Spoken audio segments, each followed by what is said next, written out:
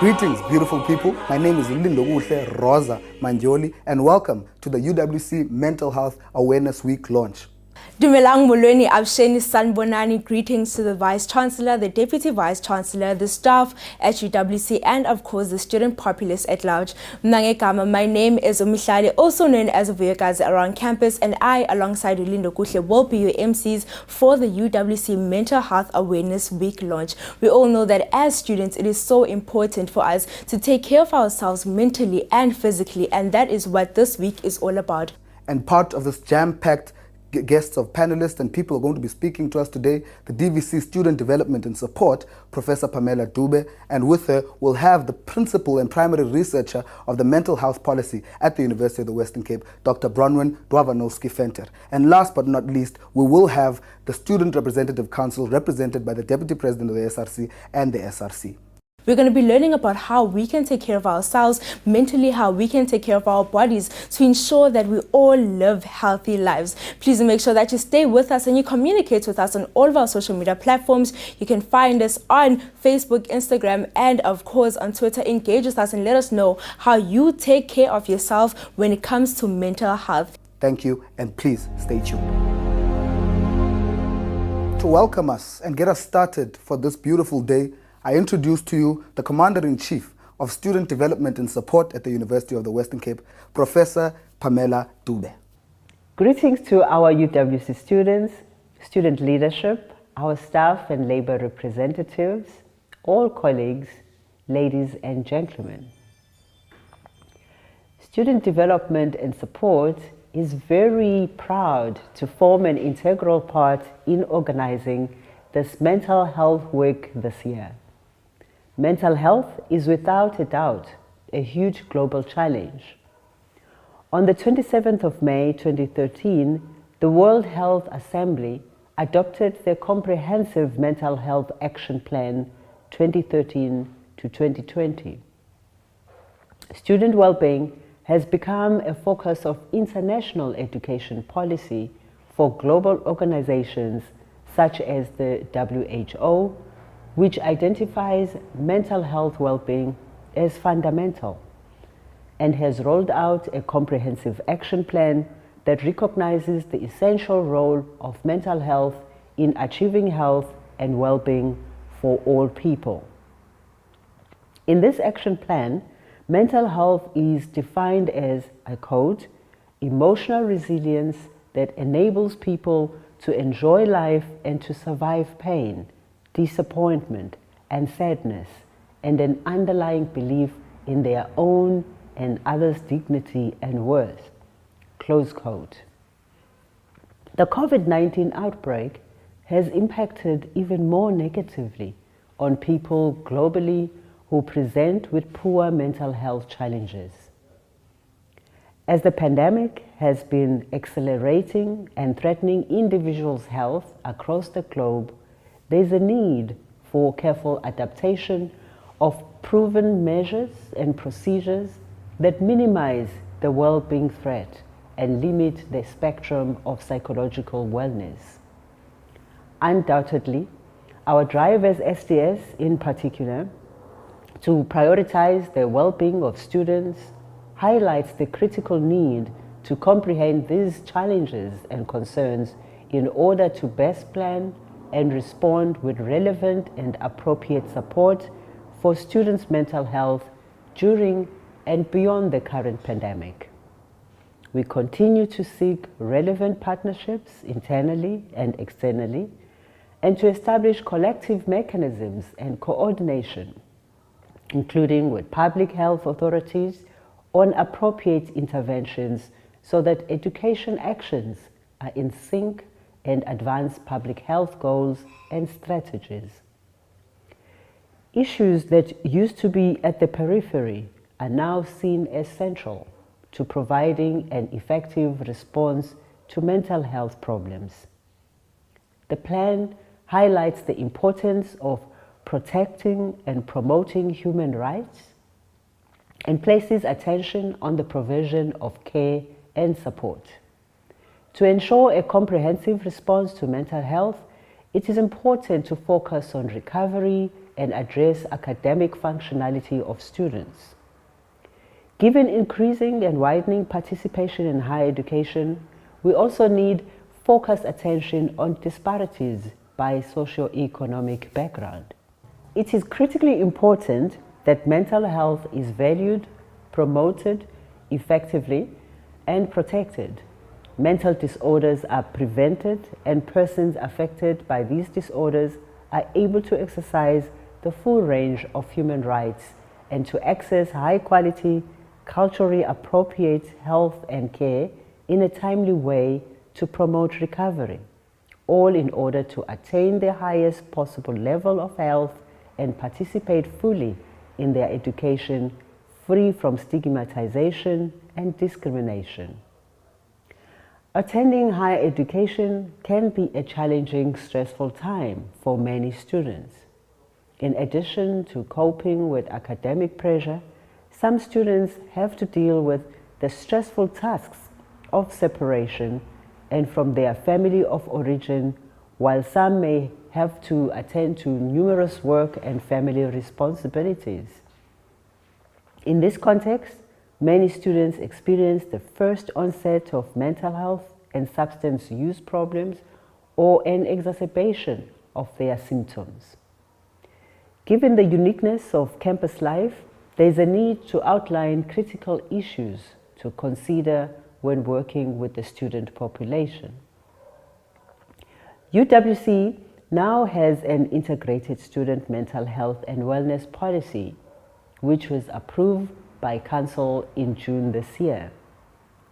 I'd like to take this opportunity to introduce it formally to the university community and to inform you that a policy implementation task team has been established to provide guidance on the development of both faculty implementation plans and plans for the administrative support departments like the resident services. The plans will assist in providing the relevant referral procedures, among others, and to guide in particular on actions to take when students are off-site, at clinical or teaching practice, on excursions, or residing off campus. The implementation task team comprises representation from CSSS, from student leaders, residences, Department of Psychology, HR and Legal, among others. And the roadshow will start now in October with identified faculties till the mid of 2022. I'd also like to take this opportunity to again thank the initial policy development task team, which was led by our late colleague, Mr. Joachim Jacobs, for the sterling work in driving the policy development process until its approval. This is what is possible when we, different parts of the university campus, work together for a common good and placing our students at the center of our priorities. The SDS motto, "Creating Your Future," speaks volumes about our belief in the innate capacity of students to reinvent their energy, drive, and commitment, which is why the strengths-based approach forms our philosophical outlook. We have had tremendous support during this journey, and there is an acknowledgement of the challenges that lie ahead, because adopting a policy is one step, and it is important to socialize the document so that it becomes a key piece of policy instrument for UWC to address the mental health challenges within its own limits and establish effective relationship with other external stakeholders, some of whom have been working with the university for a number of years, and we appreciate their contribution. The policy is a living document that will support institutional action plans, which requires the involvement of all stakeholders. The Mental Health Week is one such effort, and the participation of all stakeholders communicates a clear message that collectively we will continue to support students' success and retention journey, and that our staff are core to realizing that goal, and that we care about them too, that we care about the whole UWC community. Hashtag I care, we care. Thank you.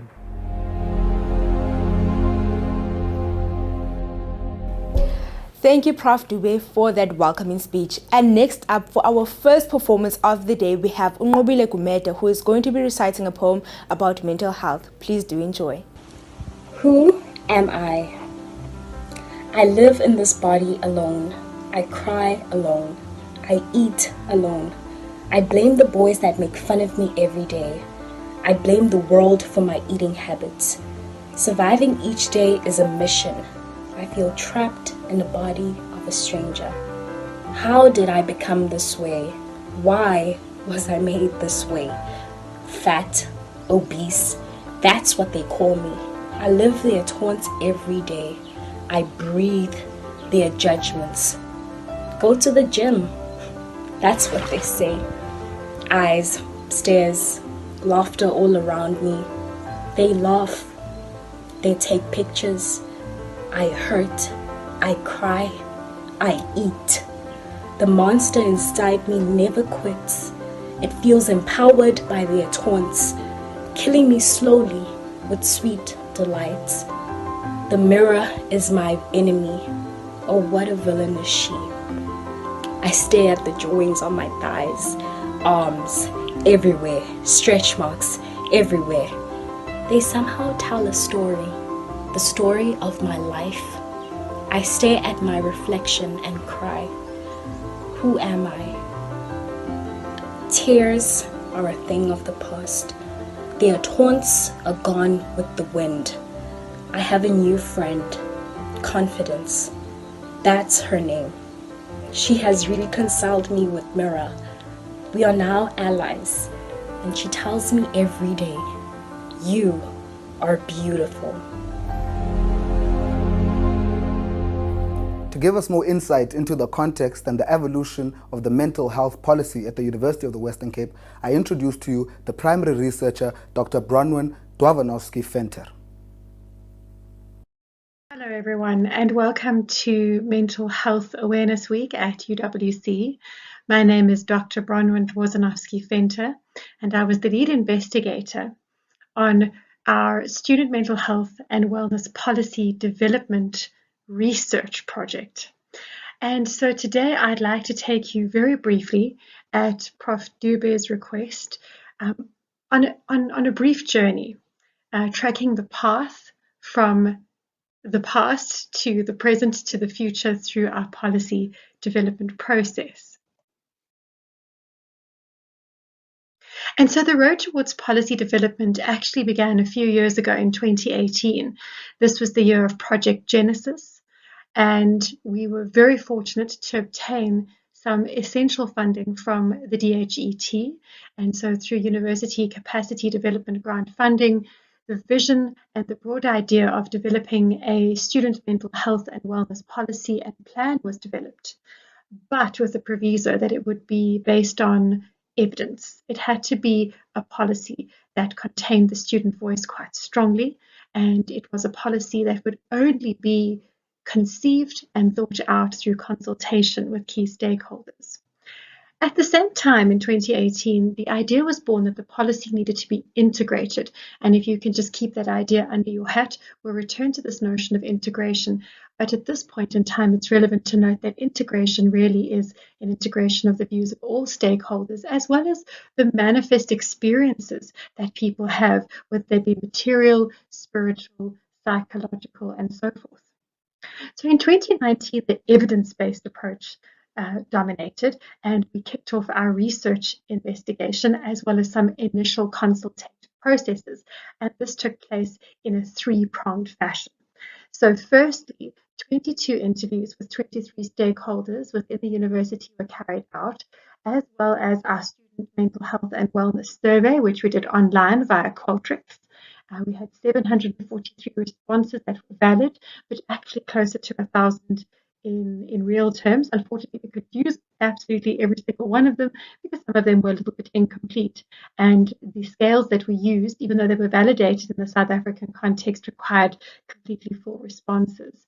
However, what was really great about those 743 responses is that the way that we drew our sample meant that we had the student voice from across every single faculty. And so we tried to make sure that every voice was heard in the process. We also had a more qualitative arm in addition to the interviews, where we held a big stakeholder engagement in late November of 2019, and this was the Student Mental Health and Wellness Colloquium. It was attended by a vast number of stakeholders from across the institution, as well as stakeholders from outside, external service providers, and more important than anything else, student leadership. So in 2020, as we traveled down this road towards policy development, things got really exciting. And on the basis of our research, we were able to convene a policy development task team. And the way that we created the task team wasn't really according to our means or our ends. We let the research tell us what was happening. And so we created various working groups, and they had chairs, and these chairs would therefore then respond to the task team. And so all the puzzle pieces of the policy were put together by the various working group members. And some working groups were quite excitingly led by internal stakeholders, others by valued external stakeholders. And my personal favorite was the campus well-being and relational well-being group, which was actually chaired by student leaders, and that was an extremely exciting group as well. So in this period of time, we had a steering committee who would guide the work of the various working groups and the task team itself. At the same time as we were doing all of these internal processes, we also were hard at work doing some additional research of opinion leaders. So we did a survey of various individuals involved in providing student mental health and wellness resources across the country. And so at that point in time, we also realized that the COVID-19 pandemic and the resultant lockdown had created an immensely different learning environment for students. And we couldn't call our policy evidence-based without doing some follow-up research.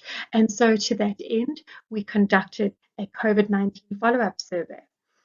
Now, due to the fact that UWC students, and I think many students and non-students across the country, were experiencing such immense online fatigue, and due to the fact that we would like to do a comparison across 2019 and 2020 student experiences, we decided to survey the same group of students who had responded to us in 2019.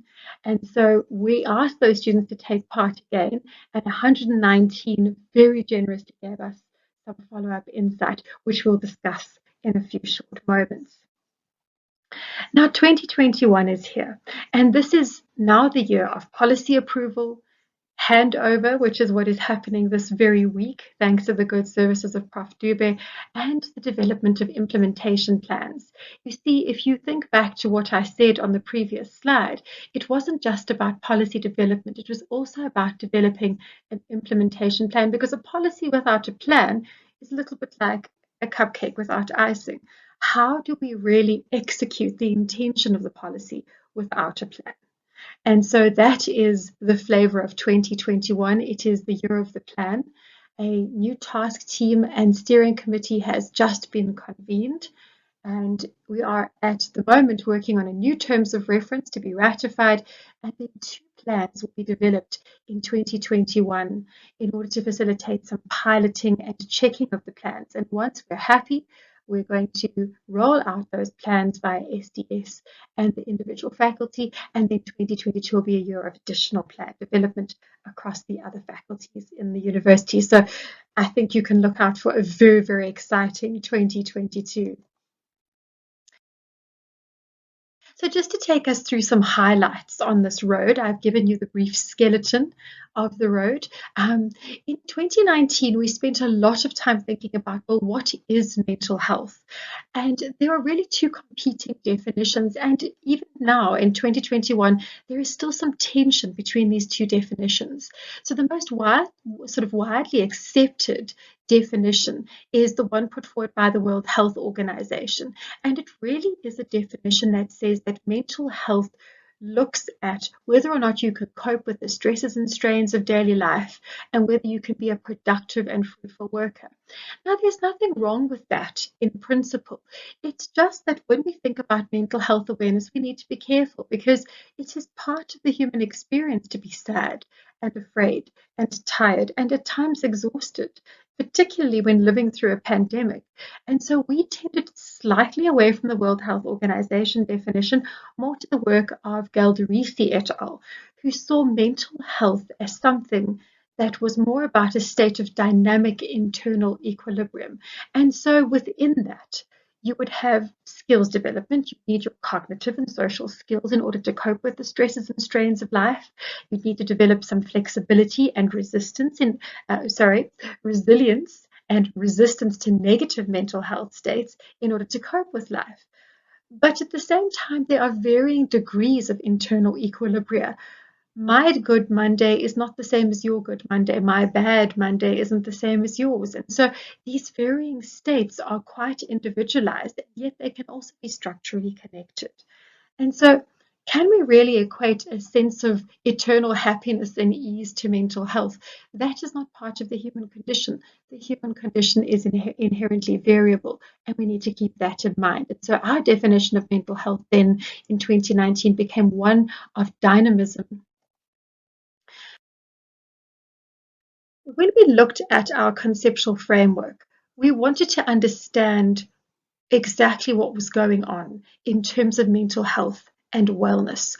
We wanted to think about it as something bigger than mental health. We wanted to understand that wellness was a broader experience based on lots of different types of well-being. And that could be your financial and material well-being, that could be your physical well-being, but it could also then lead to your relational well-being. How well are you getting on with your family and friends? It could also be related to your psychological well-being and also to your on-campus well-being. What are your experiences? And so wellness has to overall become the overarching concept. So while mental health was one of our anchoring concepts, wellness became a very important one as well because it brought in those crucial and important environmental factors. And so for us, wellness became a positive, affirming, and holistic state that consisted of all these intersecting types of well-being. But a very important element was the empowerment function of wellness, which is that it is proactive. Wellness isn't something that just happens to you when we line up the context. Wellness is also something that you can co-create within your environment, within reason and within constraints. And so there's an empowerment angle where wellness can become a proactive choice. So our conceptual framework then looked at objective, material, and economic well-being, as well as the more subjective types of psychological well-being, as well as the relational, social, and collective well-being, as well as institutional well-being. But more than this is a study in a university, and so academic well-being received an incredible amount of attention from us as the research team.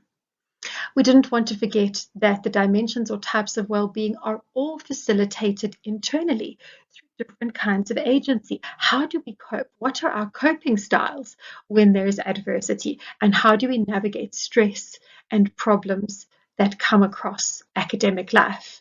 And I think I don't have to tell you that academic life is full of stress and challenges to be overcome.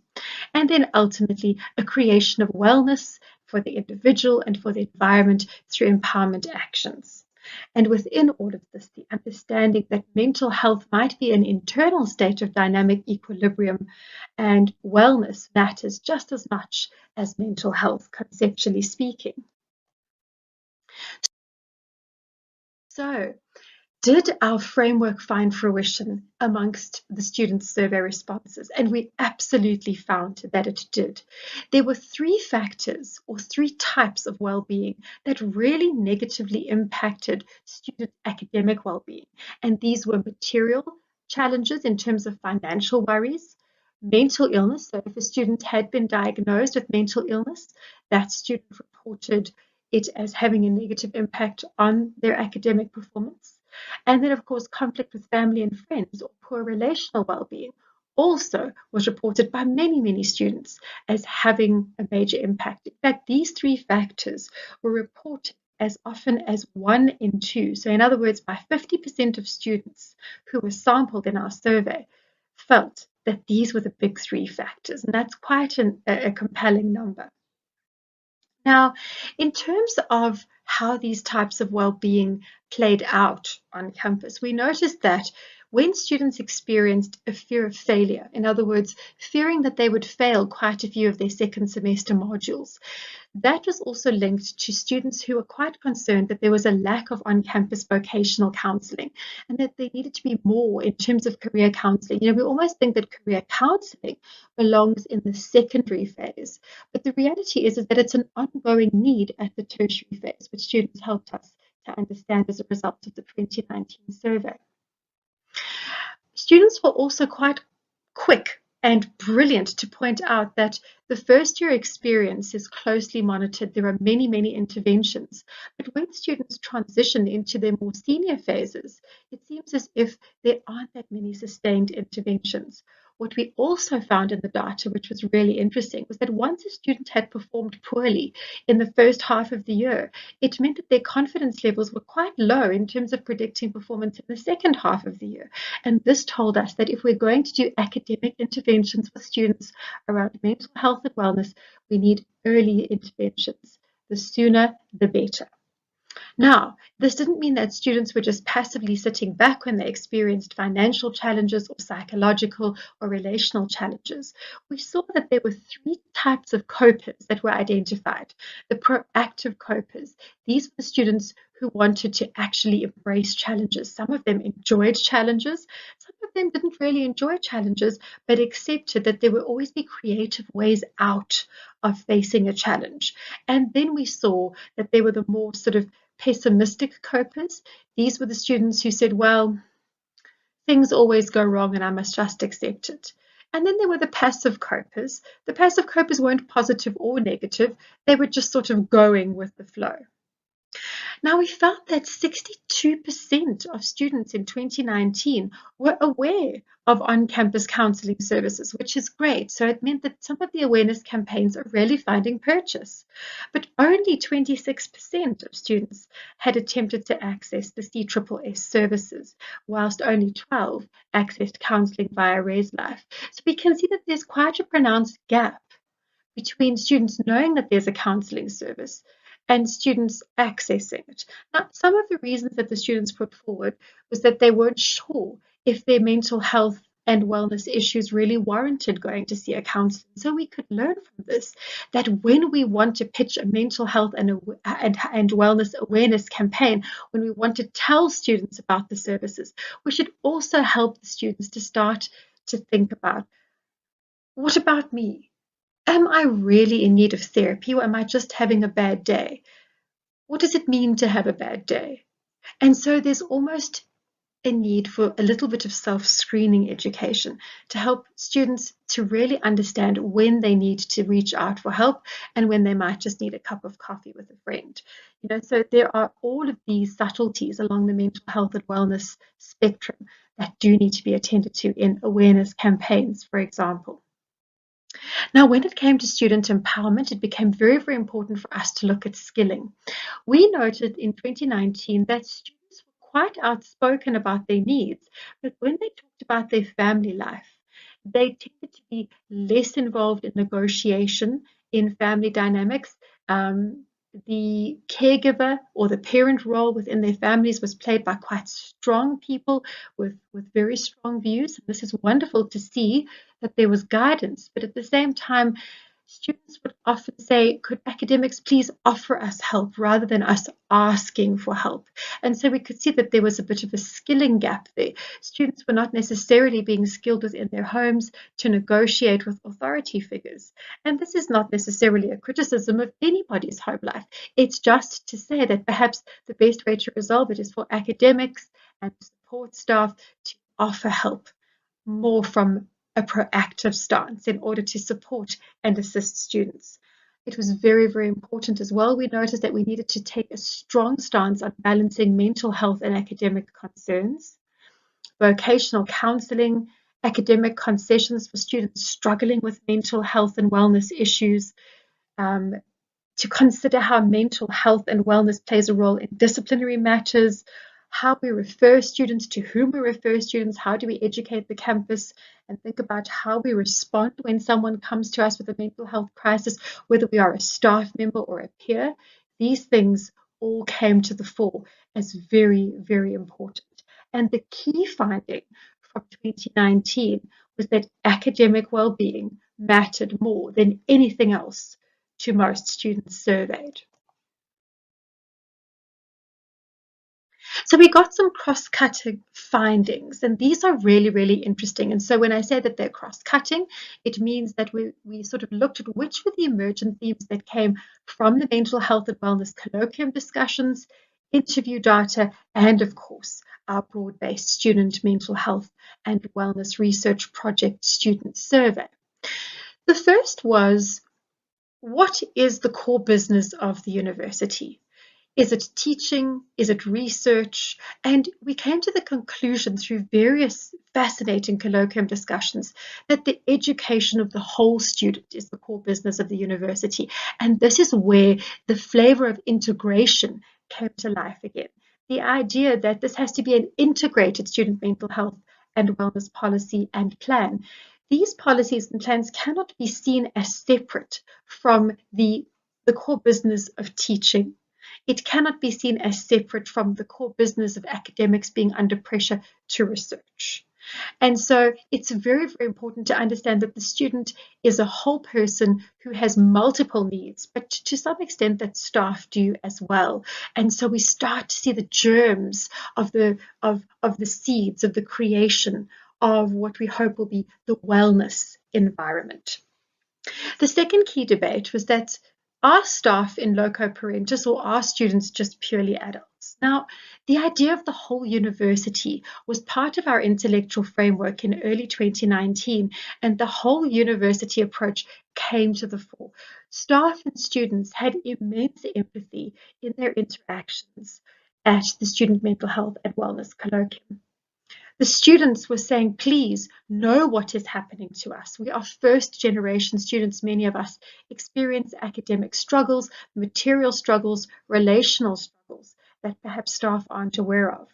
And there can be students that are left behind. And so there was a strong impetus for this idea of a tracking system, not an artificial intelligence tracking system, but to create committees and roles, actually to create structures within the institution to help students who are struggling before the academic crash comes.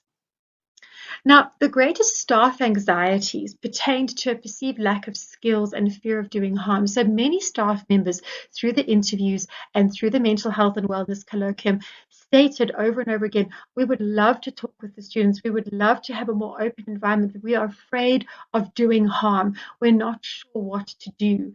We are also worried about referrals processes. Where do we refer the students to? Because we do not want the students to be referred to a place where they will not find a soft landing, where they will not find a sympathetic ear, and where they will not find the exact sort of help that they need. At the same time, though, it was acknowledged that both students and staff have a responsibility to care for themselves, that the duty to care is within them, but that there must be a culture of engagement. And so again, we see the germ of the seed in order to create the wellness environment, to create the sense that I am allowed to engage in wellness and I'm allowed to protect your sense of wellness as well. But within this process, staff and students were thinking about their roles. To what extent should peer group members be involved in the co-counseling and support of other students? To what extent should academic lecturers be involved in the co-creation of the wellness environment? And so there was a really strong understanding that when policy development and implementation planning took place, that all of these things would be related to the creation of a wellness environment in terms of role delineation. Who does what? Now, another debate was, should we have institution-wide or should we have faculty-specific mental health policies? On the one hand, we could see that we wanted to avoid a silo mentality. We want to create a holistic, integrated wellness environment. But at the same time, we also wanted to recognize that within a faculty and within a particular career path, there are different training methods, there are different stresses and strains. And so the idea was born that we would have an integrated student mental health and wellness policy that would span across the entire institution, and at the same time recognizing faculty specificity with the implementation plans. Now, it was very interesting that resource constraints came up. This is a South African tertiary institution narrative that stretches across the entire country. Some institutions are wealthier than others, that is true. Some institutions have more endowments than others. But in general, mental health and wellness often struggles to find the kind of funding that it may possibly need within resource-constrained Southern African institutional environments. And so we see that the general sense is that we shouldn't give up, even though there was a debate of saying resource constraints versus making the best of what we have. The general sense that emerged in resolution of this debate was that we shouldn't just give up, that we should try to create a policy that makes the best of the resources that we have, but also makes creative use of internal and external resources that might already be embedded within the system. When we think about funding, we look at key debate 5. Funding within institutions is traditionally given to research output. So the more research output there is, the more funding there is. However, when we think about student success in terms of student throughput, that's another path to funding. If we look after our students and we take care of one another in a wellness environment, we can create a space where throughput is improved. And when students succeed, universities succeed. The last debate was on prevention versus cure.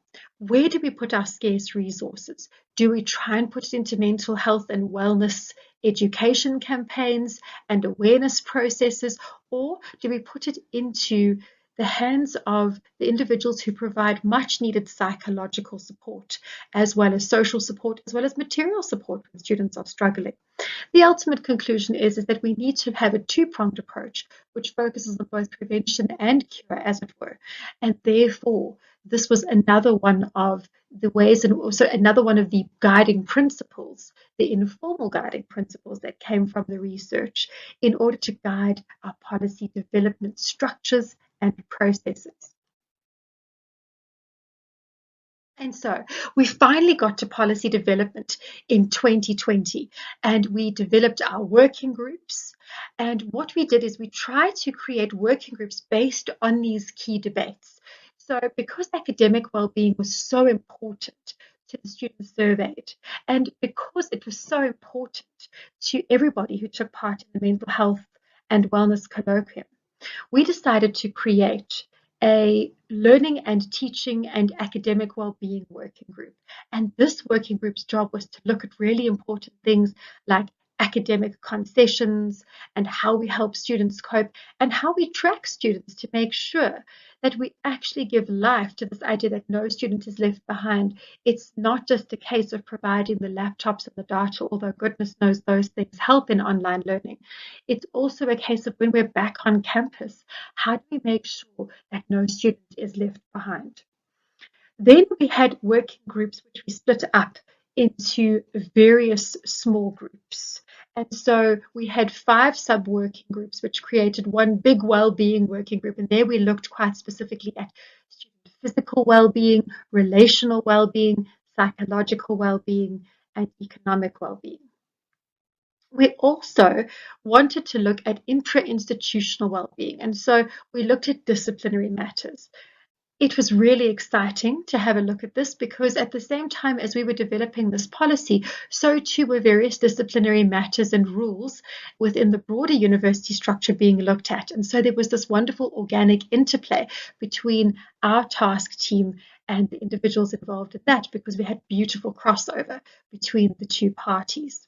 We also had to recognize that while students were strained, so were staff. And so we had a strong HR-driven working group, which looked at the idea of staff wellness and sensitivity training.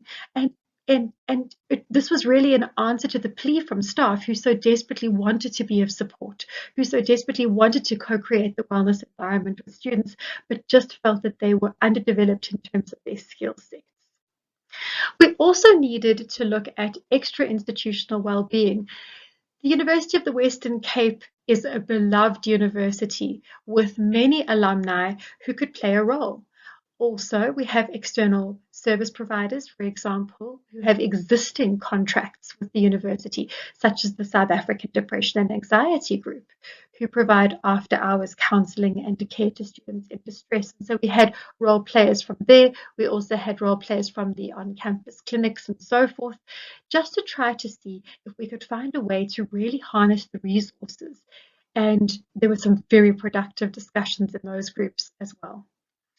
Then there was also a sense that the responsibilities had to be delineated, and we also had to know how to do referrals to whom and how to act as first responders in a crisis. And so our working groups were chaired by individuals drawn from inside and outside of the universities and across multiple constituencies. And so every voice, as far as possible, has been heard, and it has led to an organic and dynamic living policy document. Now, in 2020, while we were developing all of these groups, we also, as you will recall, needed to find out what COVID-19 was doing. And it was really so important. You know, in 2019, UWC students told us in resounding voice that they had already struggled with the lives versus livelihoods matter. They had already put their bodies and souls on the line in order to complete their degrees.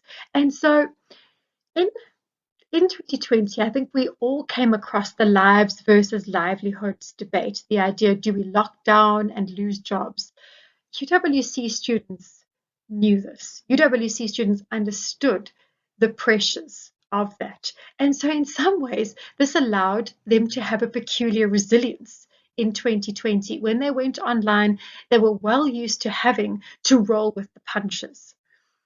There were these fascinating discussions in the interview findings in 2019 where staff talked about how students engaged in mutations of wellness. Wellness comes out of a textbook as something which is inherently positive, and yet the creative resilience that we saw in 2019 carried students through in 2020. Students would find a way to hustle, have a job on the side, not pressure mom and dad.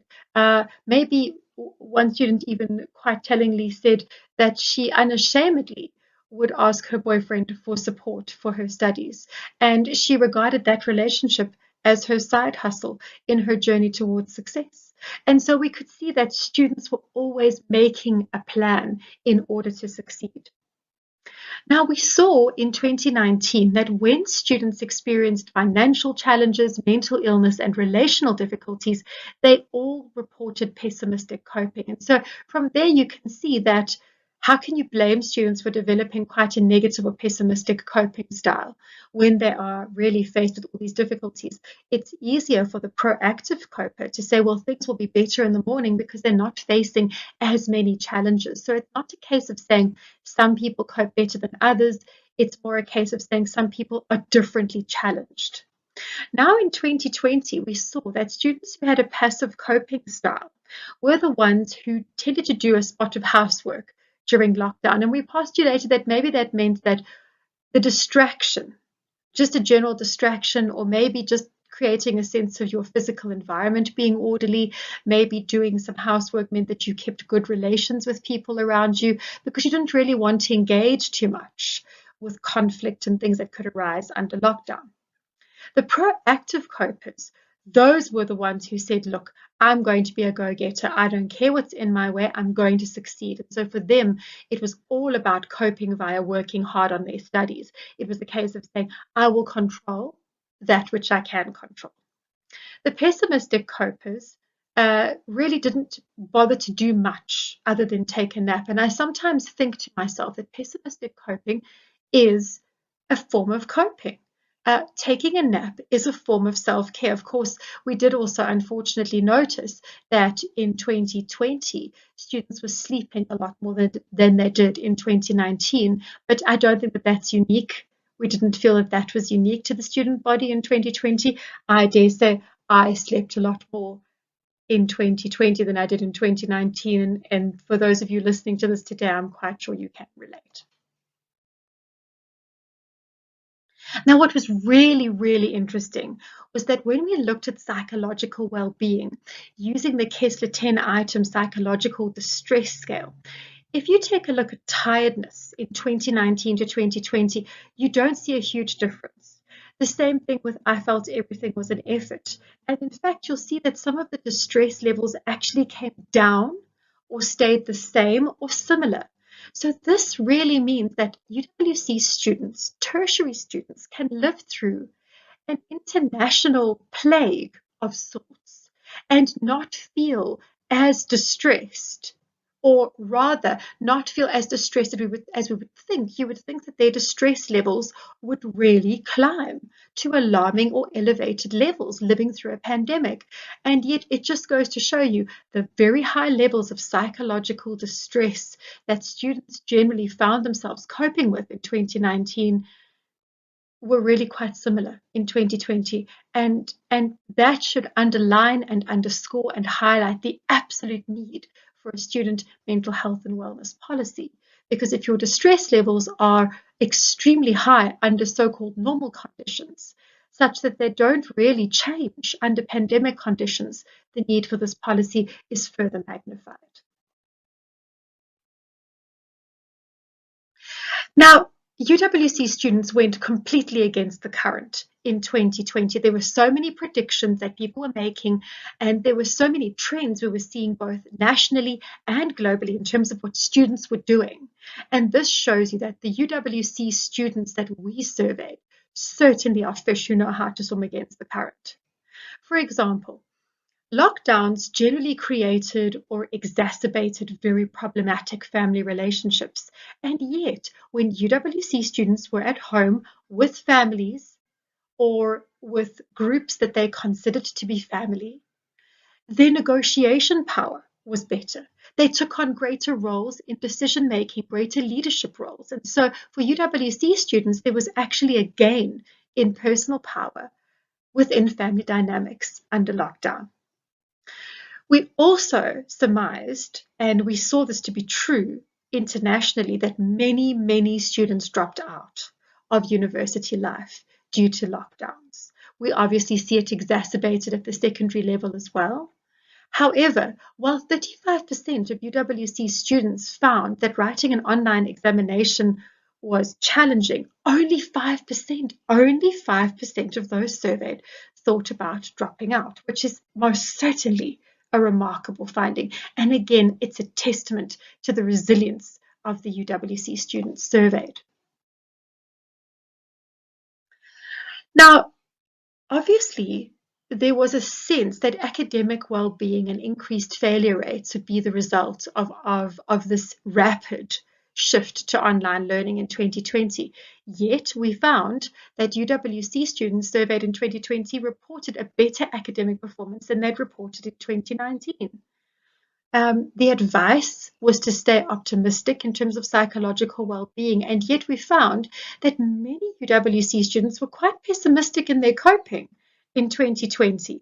This was not recommended. You were told to find ways to stay positive.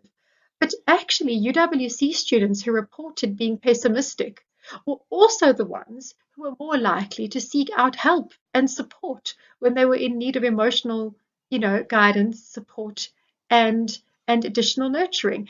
And so it almost shows you that the pessimist, the person who says, well, things are going to get worse, this is not a good situation, I'm not going to put a positive spin on the situation, is actually a realist who will seek out help. Whereas the optimist might be too busy putting a positive spin on things to acknowledge the fact that there is a problem and that help is needed. And again, this shows how UWC students and their resilient ways of going against the current can actually inform not only this policy development process, but can actually inform people's coping across the tertiary landscape in this country and abroad. Now, the general sense was that in order to maintain our psychological well-being under lockdown, we should always stay calm. UWC students were honest. In our survey follow-up findings, we could see that they might have been sleeping more, they might have been experiencing online learning challenges, there were material challenges, not massive material challenges, because the No Student Left Behind campaign certainly was reported as successful by the students that we spoke to in the follow-up survey. And yet UWC students acknowledged that they were frightened at times. Fears of contracting COVID-19, or rather the virus that causes COVID-19, although we used it interchangeably. There were fears that they would pass the coronavirus on to someone that they cared about. And so those fears were natural and real. And so there wasn't any fake positivity. There was a very real and true sense of students rising to the occasion and coping with challenges. And so after all of this research, and after all of this research informed our working group discussions, the policy started to take shape in September of 2020. And so UWC and the 2030 strategic vision was a major guiding light, but there were also guiding principles. Now, there are always guiding principles with policies, but for me, as someone who researches policies, and I do not wish to take away from other institutions in South Africa who have worked extremely hard to develop student mental health and wellness policies and have done very, very well in the process. But my sense is that what really distinguishes the policy that Prof. Dube is going to hand over to you today is this amazing and remarkable set of guiding principles. And so there's a sense that the evidence-based part of it, that the collaborative way of developing this policy all came to light and all came together in these guiding principles. And so when you receive a copy of the policy, please do yourself a favor and delve deeply into them, because they are the heart and the soul of the policy. And so what we see from these guiding principles is that staff and students matter together in the creation of a wellness environment for all within that whole university approach. We recognize that without a wellness environment, we cannot be academically successful, and that academic success of a student is a shared goal across the whole institution. If you struggle with a mental health issue, any challenge whatsoever, your rights matter.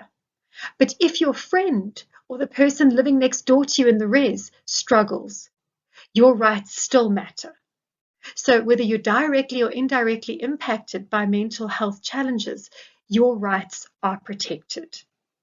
We also recognize within this that we have to build trust and harmony within the institution. And while we want to build a wellness environment, this does not mean that we turn into yes people. This means that there are still going to be spaces for healthy debate and contestation within this whole university approach.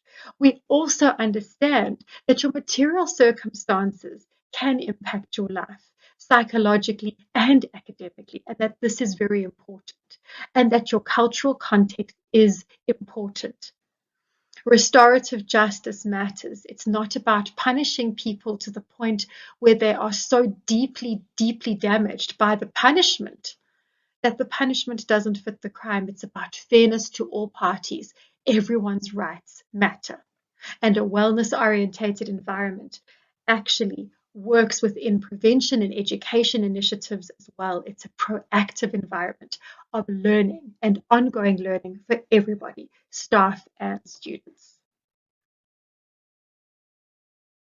Now, at a glance, you'll see that this policy consists of 11 sections. There will be definitions and a background. There's also the guiding principles, which I've taken you through just very briefly. I'd love to invite you to delve into section 3. We look at the policy scope and aims, really to say that it applies to everybody. It's an integrated student mental health and wellness policy, but it applies to staff and students alike. And we now can see that we went and worked very, very hard to work out what are the roles and responsibilities. Very importantly, we really want students to feel comfortable with disclosing their mental health and wellness status. That information will be protected. You will be looked after in that process, and reasonable accommodations will be made through academic concessions and curricular concessions, leave of absence, readmissions. All of that has been looked at, as well as implementation. And then just to highlight, I promised we'd come back to it, and I've been hinting at it throughout this presentation. It is so important to understand that this is an integrated policy. And integration is a systemic approach. It understands that there are complex and important interrelationships between our psychological, subjective selves, our social selves, and our economic and cultural selves, as well as the fact that staff and students interact all of the time.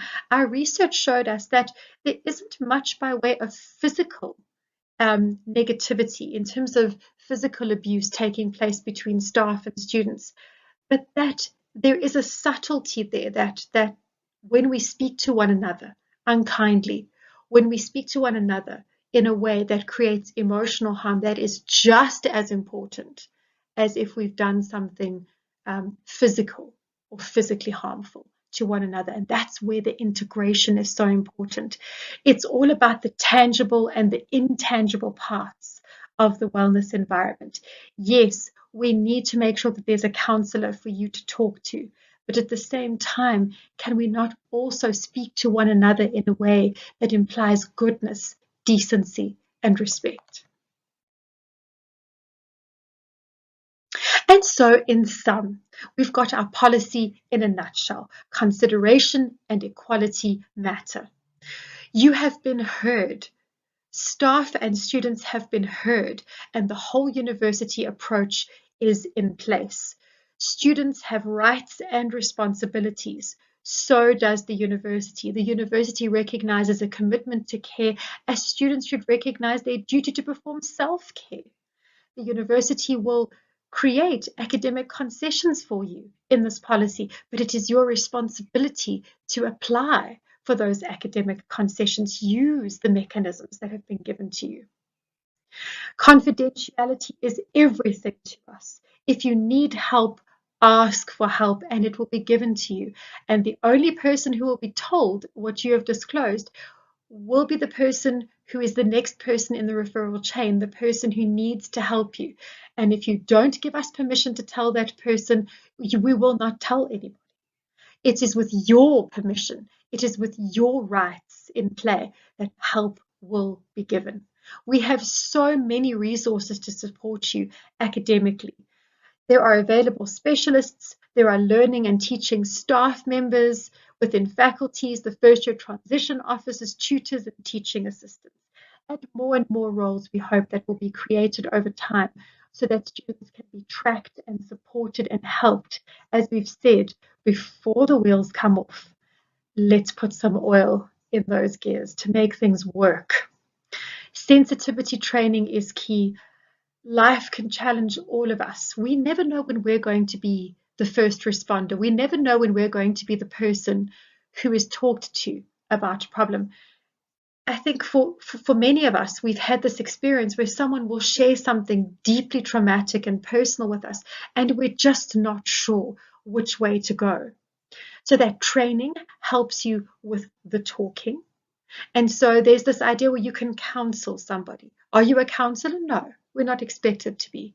But counsel in the old-fashioned way, where we listen and we understand just the hearing of the person. And then in terms of the containment that will occur, we will help that person to contain their emotions until the professionals arrive. So it's to counsel, contain, and refer. We will refer. There's a decision tree that tells you how to be a first responder in a crisis. You have to know. You will be the first contact. What is the appropriate action? The policy contains this information. The policy contains this how-to guide to tell you what to do, but of course within ethical constraints. And obviously, it goes without saying, but I'll say it anyway. If somebody shares information with you of a personal nature, of course, it is your duty not to spread it along. But we must monitor and evaluate our referrals processes as well. We must make absolutely certain that if someone has been sent for help, that help has been provided. And now to 2021, the year of the implementation plan. We will be synthesizing remaining plans in 2022 and creating those first two plans in very exciting ways. The policy already contains the blueprint for the plans. So we will integrate again from institutional policy down to faculty-specific plans. And this is where it becomes really, really exciting.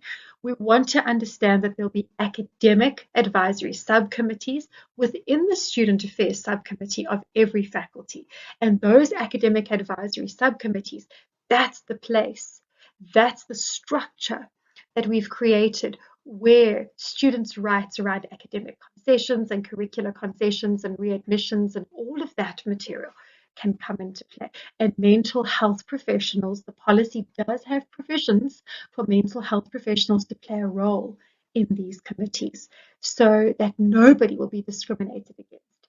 And when the mental health professional is on board, the mental health professional will not come and sit on the committee and say, well, student X has been diagnosed with schizophrenia and therefore the student can't write their exams. No, that's not how it's going to work. You will always be protected. So that professional will evaluate you, and that professional will come back to the committee and say, in my professional opinion, there's a medical diagnosis, and as a consequence of there being a diagnosis, this particular student cannot take part in academic study for 6 weeks. So you see, you have the concession without your privacy being impacted. Now, this sounds a bit Western. This sounds a bit Eurocentric. Yes, we're going to keep psychologists and psychiatrists and medical doctors in their roles. Why not?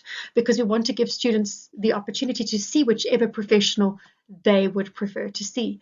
But the role of traditional healers has also been acknowledged expressly in this particular policy. And that is an innovation. Another one of the creative innovations that have taken place here is to understand that there is more than one way to look at mental health and wellness, and that there is more than one category of professional. And so that's part of it as well. And then, of course, there needs to be a physical and online hub for education and awareness. You can see that there's all kinds of skilling that students and staff have asked for. And so we need a structure that's going to provide that kind of skilling and support. And then, of course, the crucial after-hours support. Currently, it's being handled valiantly by the South African Depression and Anxiety Group, as well as by important role players within UWC as well. But we need to think about how we're going to get quite faculty specific. If we think that faculty specific mental health and wellness plans are important, there's also an exciting pilot project where we're starting to see psychologists being attached to specific faculties as well. And this can also flow then into the idea of support within and after hours. And so the ongoing innovation of these implementation plans is set for 2022. And this road is absolutely paved, and it is only going to be an exciting time. Thank you all for your attention, for your time, and for listening. And I wish you everything of the best for the remainder of this year and for the exciting times to come. Enjoy the policy, delve into it, and remember, it is not a document that is cast in stone. Even though this policy was approved by Council earlier this year, and we are all absolutely thrilled, we would like to remind you that a policy like this, through its implementation plan, becomes a living and organic document. And every single one of you is invited to take part. There'll be monitoring and evaluation processes. And so the policy can be organic and living and breathing and working on your behalf all the way through. And it is fitting at this stage that I would really like to, on behalf of myself and the other members of the research team, to say thank you for this project. Thank you for this opportunity to add value to your lives, and also to thank our dearly departed Joachim who has in many, many ways continued to inspire us. And he was the chair of our steering committee in the policy development process, and he is sorely missed. Thank you, everyone. Be well and do take care. Bye-bye. To grace us with their harmonizing voices, we have the UWC Creative Arts Choir, who is going to be performing Plea of Africa. Please do enjoy.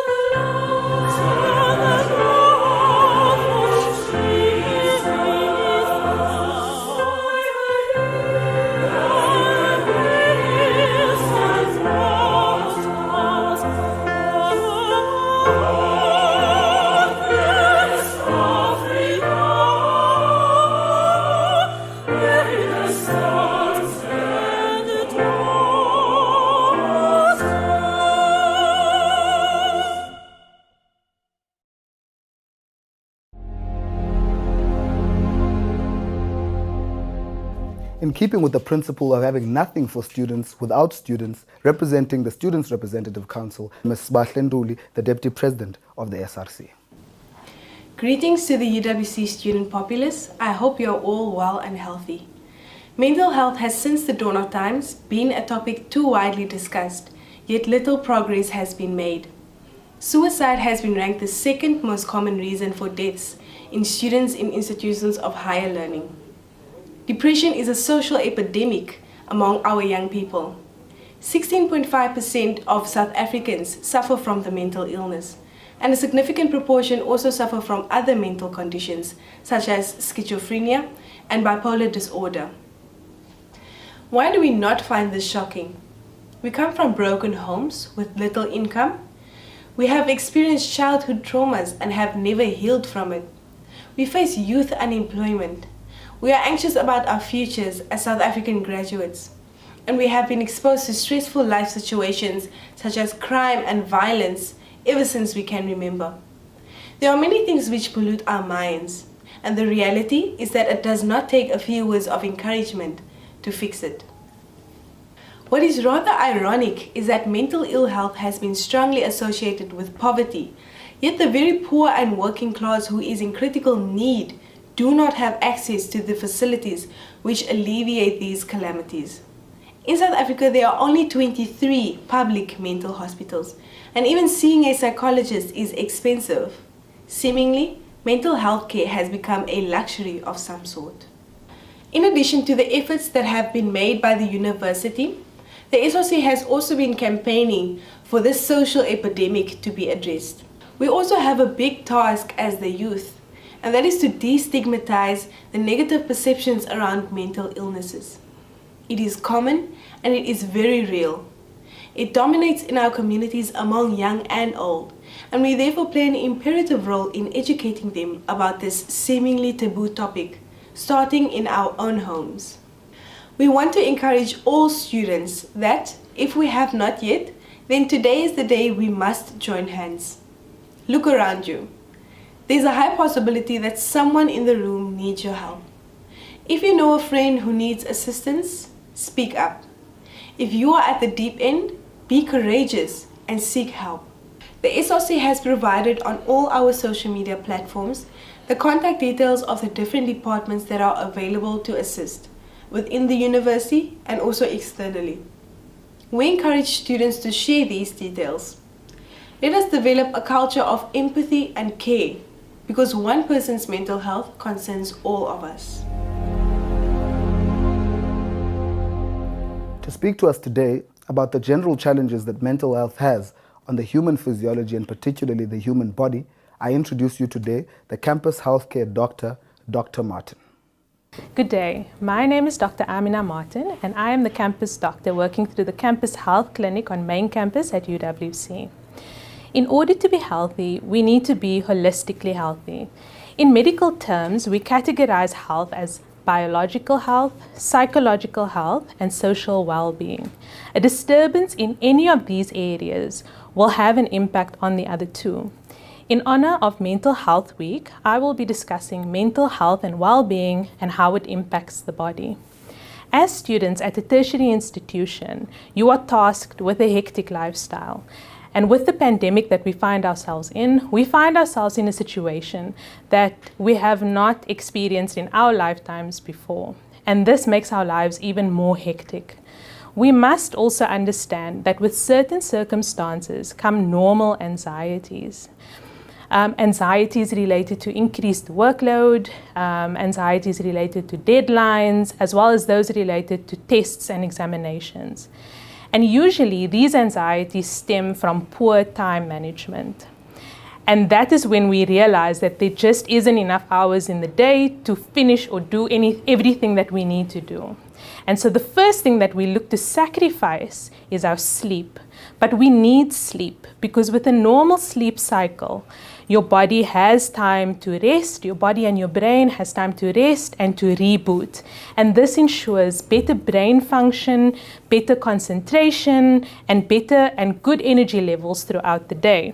But what happens when we don't get enough sleep? Now, enough sleep is that 6 to 8 hours a night. So if we don't get enough sleep, we would naturally feel tired and fatigued.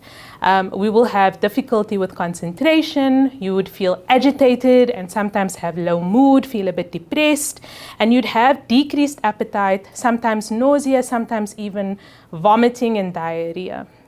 In this state of anxiety and sacrifice of sleep, if it carries on long enough, the body gets used to it.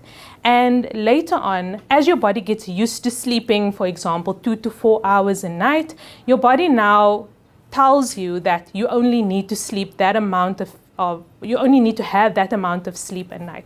So if you are usually up until 2 in the morning and your normal bedtime is 2 o'clock, now when those anxieties of work or exams or deadlines are gone, your body still thinks that you only need to fall asleep at 2 o'clock at night.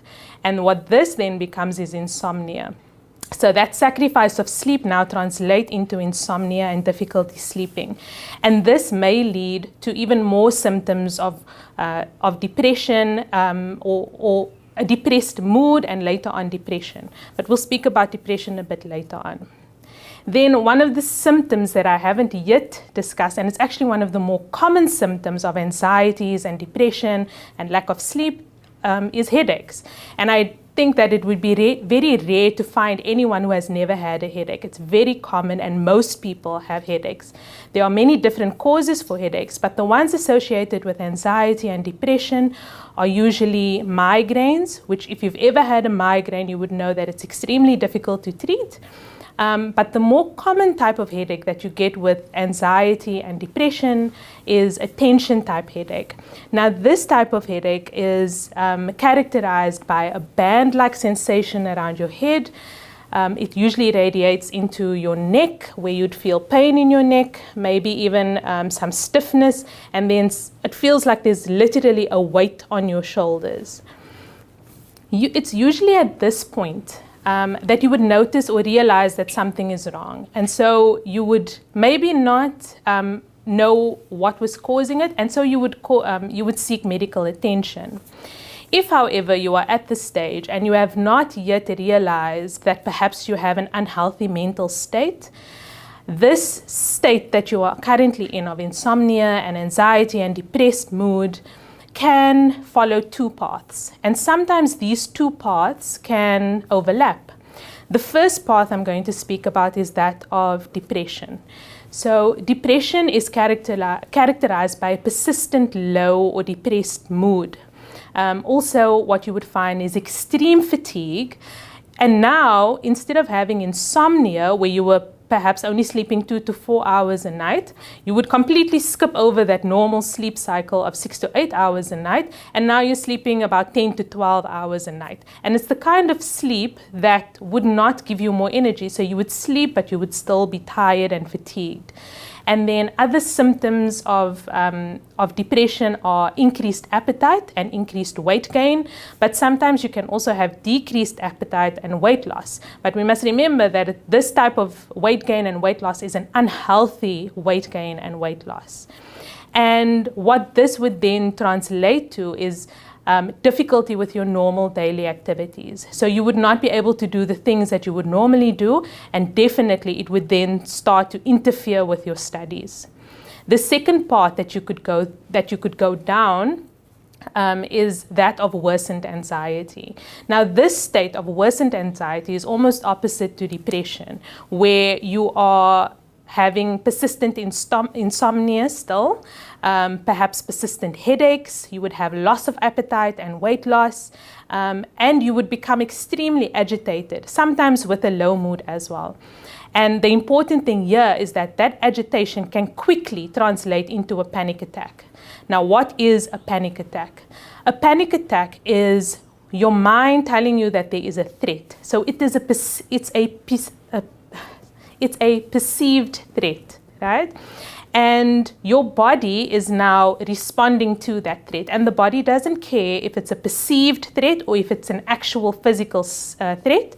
And so the body prepares you for that fight or flight, right? By giving you a surge of adrenaline.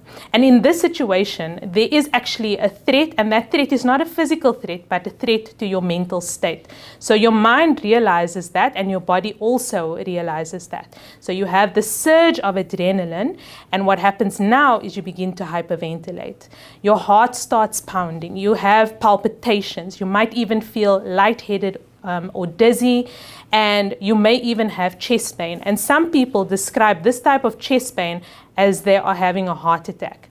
And if you are in this situation with anxiety and a panic attack, and you recognize these symptoms of being that of a panic attack, it is important to seek medical attention as soon as possible, whether it be your medical doctor, whether it be a nurse, even a therapist or a counselor, whichever is easiest to access in that moment, that is the route that you would take.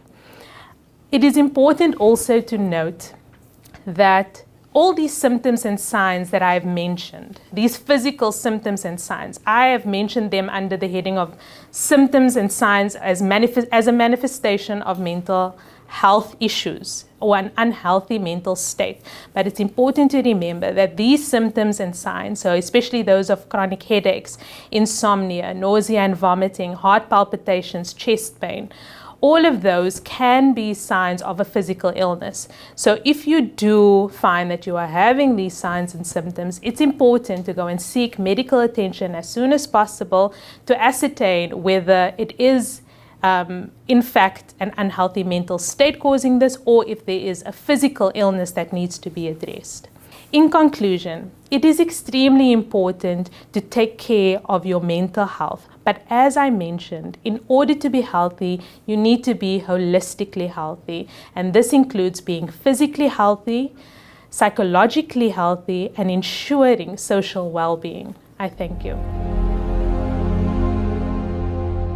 Mental health is not just about taking care of your mind, but it's also about taking care of your body. So to show us how we can take care of our body, we have Uano, who is a gym instructor at the UWC Sports Gym, and 3 SDS ambassadors, Lenisha, Llewellyn, and Usindilisiwe, that are going to be showing us how we can take care of our bodies at home. Check this out.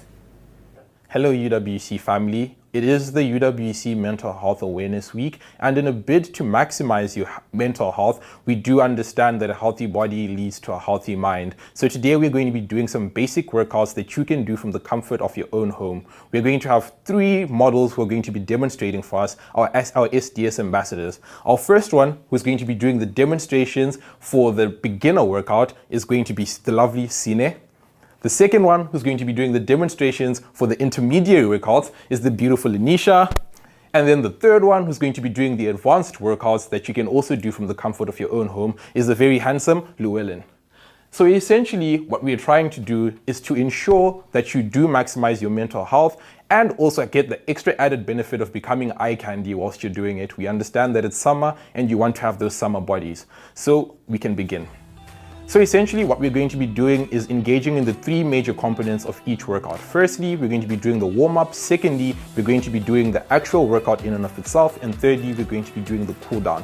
We have to understand that it's imperative to do the warm-up to ensure that we get our heart rate up, get our muscles ready for action, and ensure that we don't get any cramps, we don't pull any muscles unexpectedly when we're working out, and we don't inadvertently put too much pressure on our body on a quick span of time. The second aspect is just going to be the workout in and of itself, where you're going to be molding specific muscles in your body. And the third one is going to be the cool down to relax your body after an intense and heavy session. So our warm-up session is going to start with a very light jumping jack from the beginner section, which is going to be demonstrated to us by Sine. As you can quite clearly see, all she's doing is just moving up and down while swinging her arms. Very slowly, nothing too hectic and nothing too intense. We think that this is perfect for someone who just is beginning to work out, who's trying to get into exercising and doesn't want to put too much pressure on their body. The second one is going to be done by the lovely Lenisha. Essentially, what is going to happen here is the same drill, but it's just going to be faster. She's just going to add a higher tempo to ensure that she can at least get the best benefit out of this warm-up and get her heart rate up for someone who does have a bit of experience with exercise but doesn't want to go too heavy. Then the final one is for the advanced ones who really want to get their heart rate up very early on before they even start working out. Essentially, you're going to go as fast as you can, making sure that you get the optimum tempo when you're doing your jumping jacks. UWC family, it's important to note that everything that we are doing is through the high intensity interval training stance. That means that we're going to be doing all our exercises, including our warm-ups and our cool downs, 30 seconds on and 30 seconds off. That means we do the workout for 30 seconds, we rest for 30 seconds. In between every rest interval, it's important that you take a small sip of water to ensure that your body is hydrated, as our lovely instructors here are going to demonstrate before we move on to our next warm-up drill.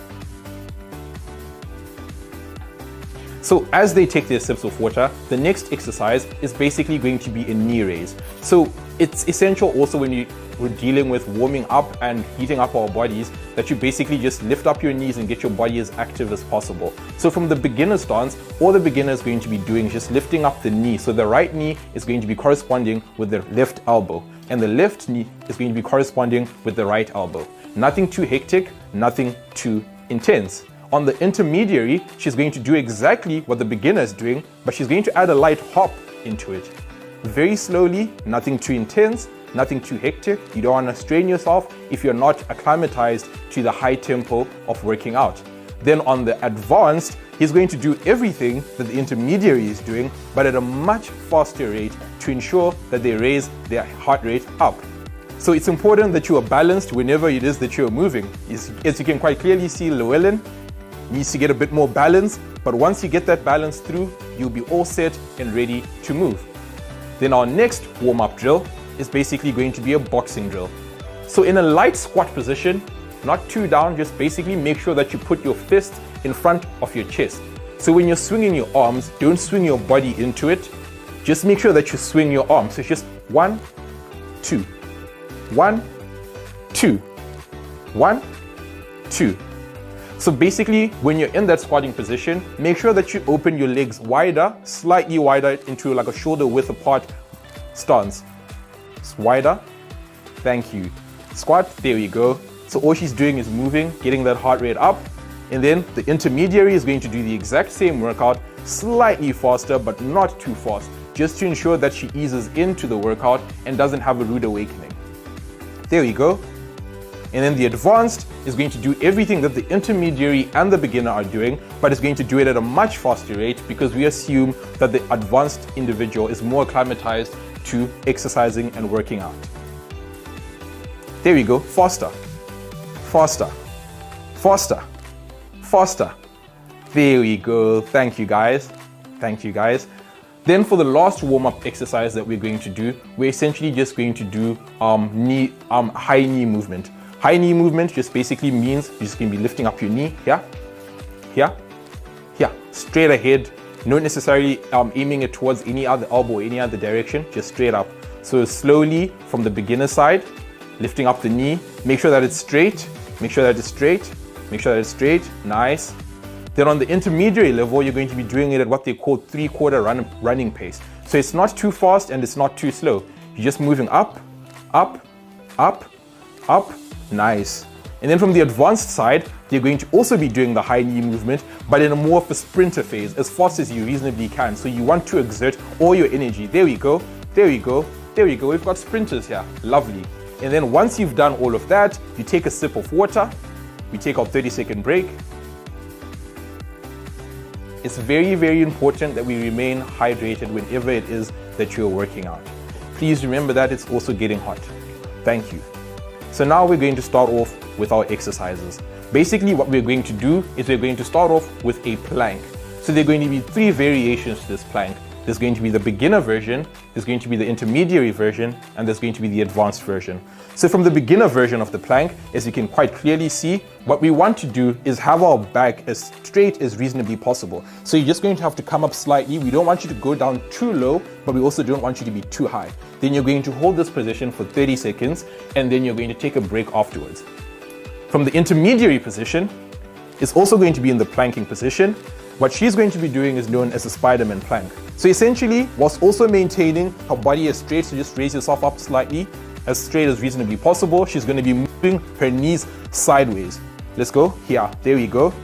You do that for 30 seconds, going, and then that is the intermediary version of it. Then we're going to do the advanced version of a plank, where you're going to be moving your legs wide open, making sure that your back is straight. So it's low, lower, lower, there we go. So you're moving your legs in a scissors position, out, in, out, in, out, in for 30 seconds. And then afterwards you're done, you take a 30-second break and you light sip of water. How are you guys feeling? Is it challenging? Awesome. Then the next workout that we're going to do is basically going to be a variation of what a burpee would be. So basically just making sure that we're taking it from the beginner, intermediary to the advanced. So from the beginner, all I want is for her to be on the ground, yeah? Just lifting up her hands, right, left, not really taking herself up. Doing that for 30 seconds. And then on the intermediary one, I just want them to crawl, here, here, here, here. Then they come back. Then they stand up. So you actually have to stand up all the way back up. Then you crawl back down. Then you come back up. So don't throw your body. Make sure that you're balanced whenever it is that you're doing it. So you want to go down as slow as possible, making sure that you maintain good balance. So let's go down, crawl, there we go. Then you hold a straight position with your body. Then you lift yourself up. Then we're gonna do like an actual burpee that Llewellyn is going to demonstrate for us. So with a burpee, you also have to make sure that you protect your joints. So you aren't throwing your body on the ground.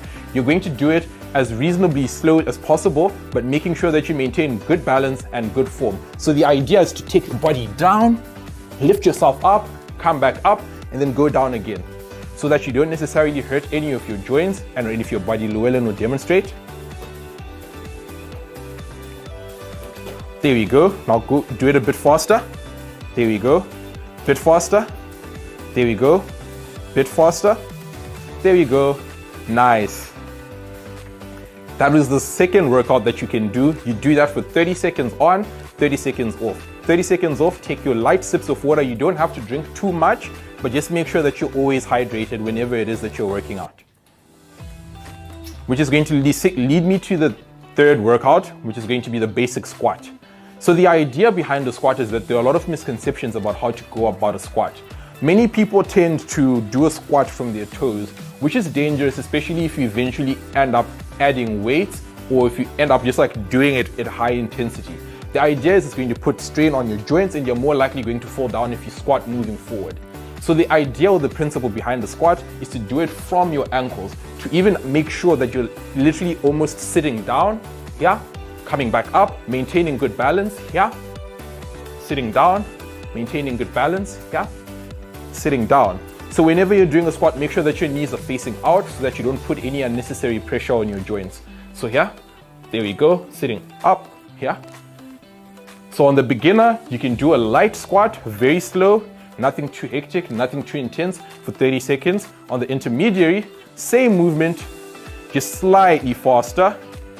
Let's go down, lower, back up, all the way back up, all the way back up, lower, lower, lower, all the way back up. Then for the advanced, when you get all of these movements right and correct over time, realize that it's a journey, it's not really a sprint, you learn as you go. It's going to be a jump squat. So the technique with the jump squat is basically using the exact same technique, but making sure that you have a lighter landing. So don't jump and then land heavy, no. Here, then do like a light landing, easier on the joints.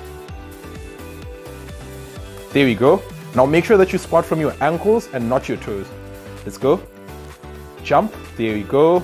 Jump, there we go. There we go. So slow it down, make sure that you have balance at all times.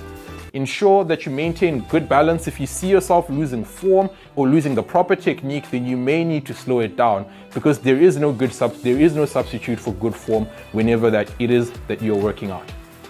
Next workout is the push-up. So we're starting off with the beginner version of the push-up, where you're going to be on your knees and your toes are also going to be on the ground. Nothing too hectic, nothing too intense. You're going to make sure that your arms are right beneath your shoulders. You don't want them to be too forward, you don't want them to be too back.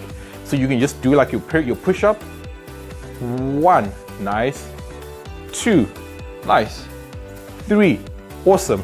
Very light, very easy stuff, and nice way to segue into the working out and into doing like a good exercise regimen. When you're moving on to the intermediary version of a push-up, what we're going to do now is we're going to lift up our toes from the ground, and then we're going to make sure that you don't arc your body or your back. So here, arms out, elbows up, there we go. You should move your arms slightly back, and then you do like a push-up from that position. So as you can see, as you get stronger, you'll be able to lift up your entire back to make sure that you aren't necessarily arcing your back whenever you're doing the push-up, but this is the essence of it. It is a journey, not a sprint. You will get used to it over time. And then we're going to go to the actual military push-up. As you can demonstrate, there we go. So slow it down, slow it down. It's important that whenever it is that you're working out, you do the movements as slow as reasonably possible to make sure that you increase the amount of time that your muscles are under tension. And then once you've done it like this, you've essentially done a good push-up. So this is essentially what you could basically do each and every day. Under 10 minutes, if you do like 3 sets, you could do it in 18 minutes, and this would be a good solid workout. Now we are moving on to the cool down phase of the exercising drills. The cool down phase is essentially we're going to start with what they call the cobra pose. Cobra pose is a yoga pose where you go all the way down on the ground, yeah? Then you just face up. These guys are going to demonstrate.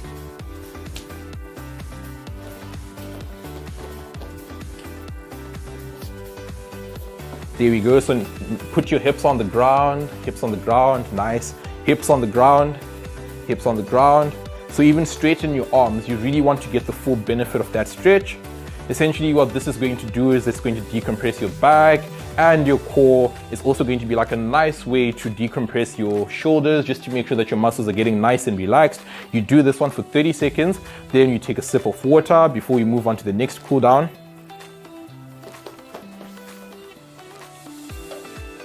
Awesome. The next pull down is basically right here from the cobra pose. You're just going to lift yourself up into what they call the standing dog pose here.